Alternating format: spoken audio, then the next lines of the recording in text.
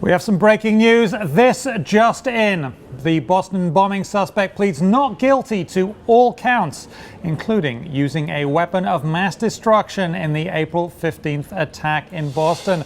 We'll have that and more right here, right now on the News Hub. Good afternoon and welcome. I'm Simon Constable. Joining us now is Wall Street Journal reporter Devlin Barrett. He joining us from Washington, D.C. You've been closely following this for 3 months.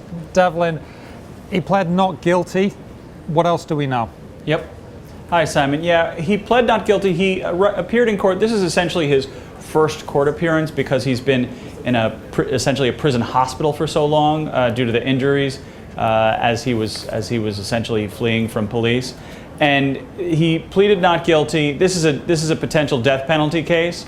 So there's not a lot of movement right now in the case as both sides sort of try and work out the potential implications for these charges. But he pleaded not guilty. He appeared in court wearing a bandage or cast on his hand, which shows that he's actually still recovering from those injuries. Okay, so it's not guilty. He could be facing the death penalty for this. And one of the speculations we had a few weeks ago was that maybe he would try to plead down from these charges in exchange for giving up some kingpins, if you like to kind of phrase there.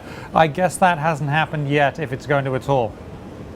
Well, the lawyer who is his defender, his main defender, is a veteran of pleading down death cases to avoid the death penalty. So the expectation is that's what's going to be part of the negotiation here. But the interesting question for the government is, does Dzhokhar have much useful information to them?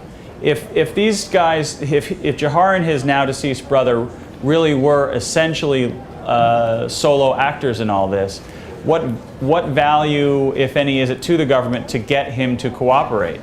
And that's a question that is still really unanswered, and I think you'll see play out in the months ahead. Okay, and when is this actually likely to go to trial? Because a plea of not guilty is just the beginning of the process. What happens next, and how long do we expect it to take?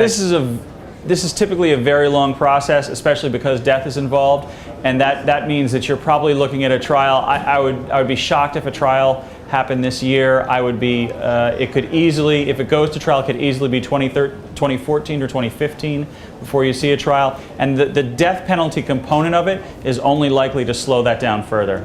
Okay, and of course no cameras in the courtroom because it is Boston. At least that's the rules now. Thank you very much, Devlin Barrett of the Wall Street Journal. We appreciate your time. Thanks, Simon.